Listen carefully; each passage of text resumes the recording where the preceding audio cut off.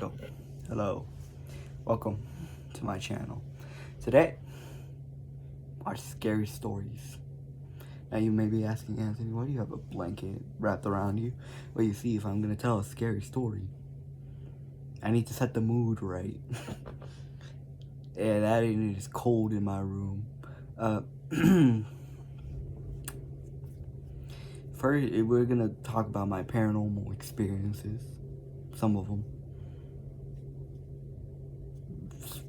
That it's gonna revolve into more like scary stories, nightmares, and all that stuff that I've had over the years. So, yeah. First story. I was. Take this off. That's more better. I was 7, 8 years old when this happened. It was in the middle of the night. It could have been younger or older. I was in the middle of the night. I woke up somewhere around like 4 p.m. I woke up. I was in a bunk bed, a blue bunk bed, small, because I was a small kid.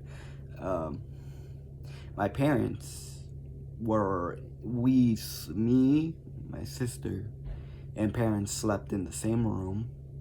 I slept on the bottom bunk because I was afraid of heights.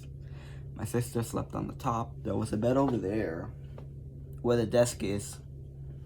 Facing that away, it was like a big master bed. And that's where they would sleep. I woke up in the middle of the night. I walk up to the foot of the bed, like the shelf you're on, but at the end, and I saw something. Now, whether it was a ghost or an illusion, I don't know. What I do know, though, is that I wasn't the only one who saw it. My sister woke up, climbed down the ladder, which was somewhere over there, and we saw a ghost that looked a lot like my cousin. Now, before someone asks the question, no, my cousin was alive. It was still alive and well, and was alive while that happened. Me and my sister both saw it. I walked around it. It was blue. It was like a really vibrant blue ghost. I walked around it, looked at it, and I could see through its head. It was in like a crouched position, because the foot of the bed was not that big. It was like it was in a position where it was trying to hide, but it was very noticeable if you just like looked to the side. It was crouching. It did not move an inch. That me and my sister then went on to our parents' beds. We slept there. I don't know if it was still there throughout the whole entire night or if it disappeared eventually. But that story gives me chills because I remember it so vividly. I remember very little about my childhood. It's just terrifying. Let me get a drink of water. My throat is...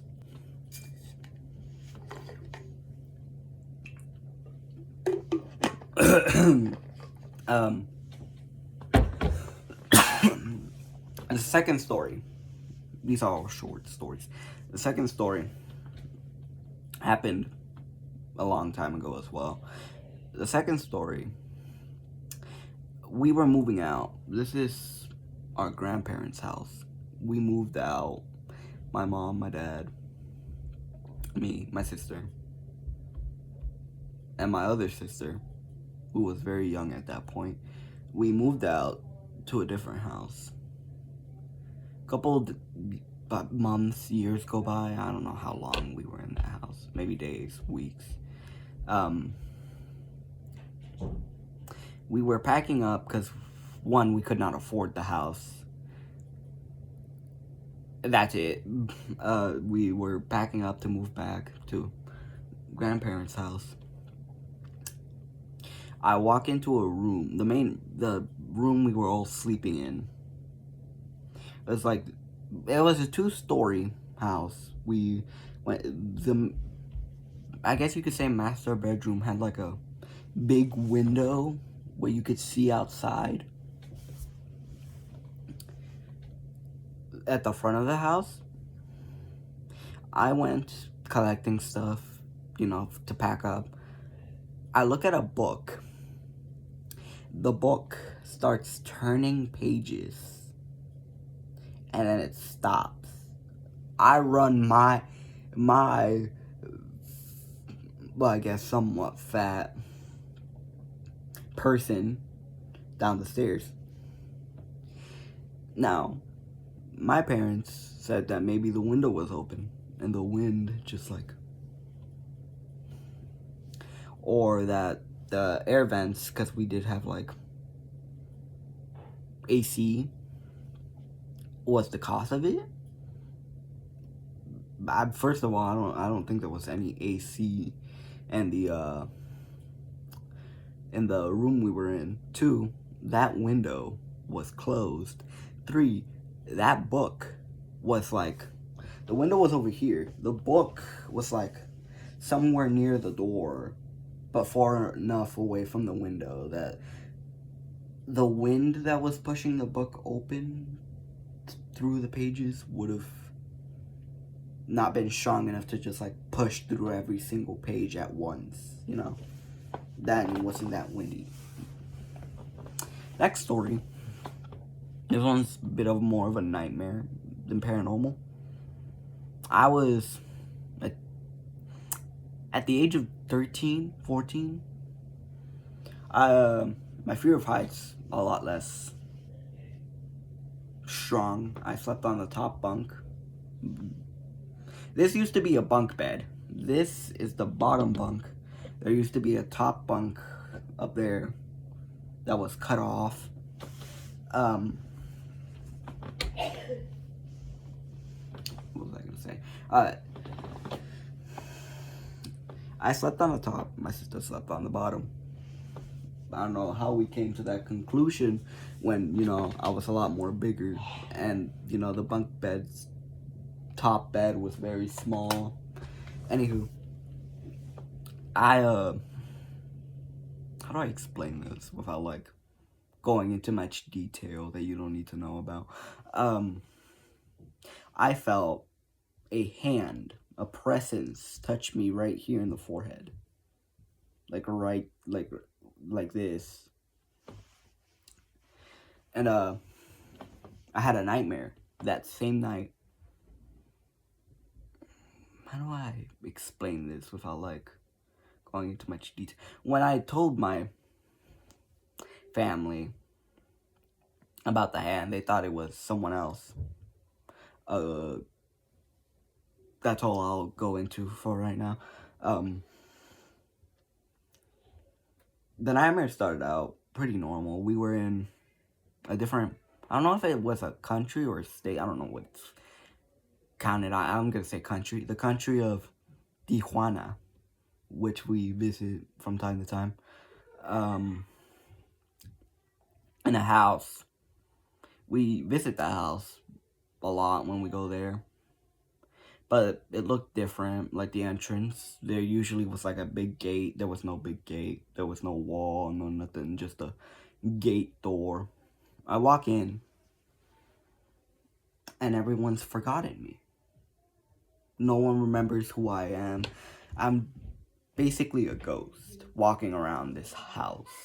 Like a spirit, somewhat. I look to my left, and I see someone. My sister.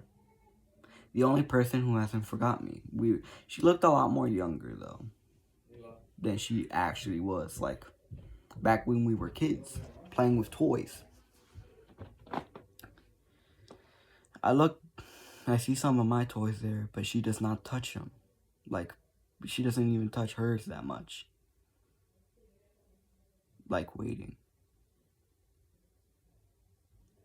I then appear outside the house, in an alley, get chased down by a big animal made of a storm. It was blue, lightning. You could see lightning like inside of its body forming, chasing me. I end up in a dead end. The monster almost catches me. I see, for a split second, not a long second, a golden light. I wake up. I climb down the bunk bed with no emotion.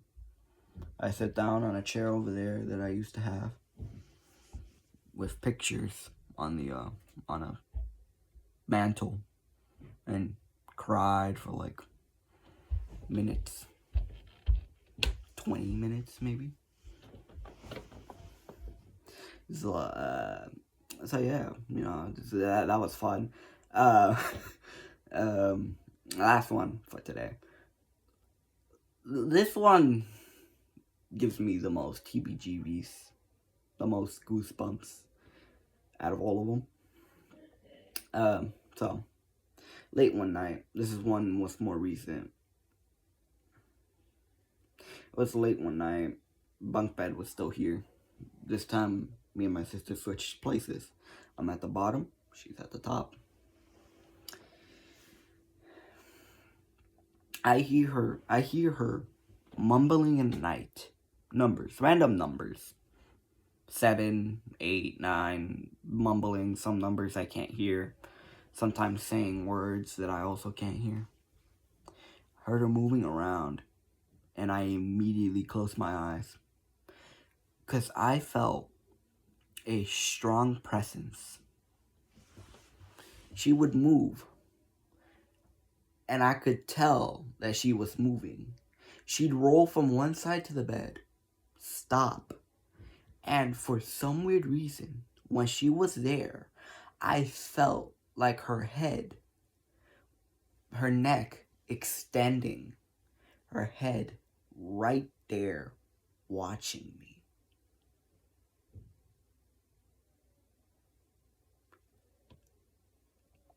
Watching me. My eyes were shut because of how terrified that image was in my head. Because that was a terrifying image, right? I hear her move again. She goes from this side to this side. Now, this is where it gets weird. Because that could be explained off by, oh, maybe she was, like, leaning. Like, maybe her head was like that, but just not extending, right? Over here, the bunk bed was, like, pretty close to the wall. A head, a normal head, would not fit through that, because it was, like, a small gap. I hear her roll over here. I feel her presence. Again, her head extended and watching me while I sleep, mumbling while doing so.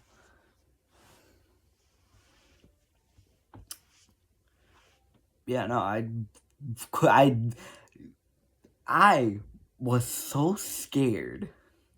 You don't understand. I was so scared that I was forcing my eyes shut and did not move. I was too afraid to shake in fear. Do you know how scared I would have to be to not shake out of fear?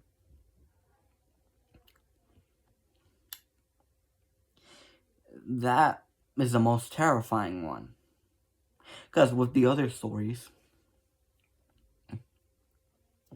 the blue ghost that looked like my cousin seemed... I need water.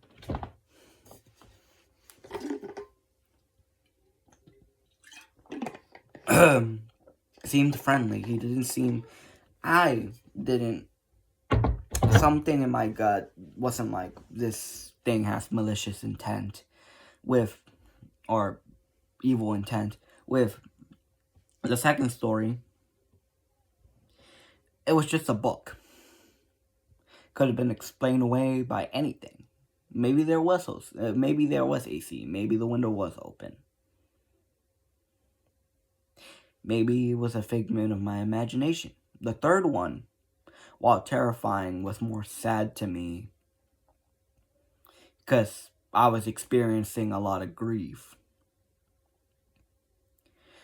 With the fourth one, however, that was more terrifying. That presence did not feel like, unlike with the ghost, which it didn't feel malicious or like evil, or like it had malicious intent, evil intent. That presence, however, scares me. Anywho, so yeah, those are my ghost stories. I hope you found them scary, as I did while experiencing them. Because again, these are all true stories, and I'm scared. So yeah, I hope you enjoyed my ghost stories. That's all, folks.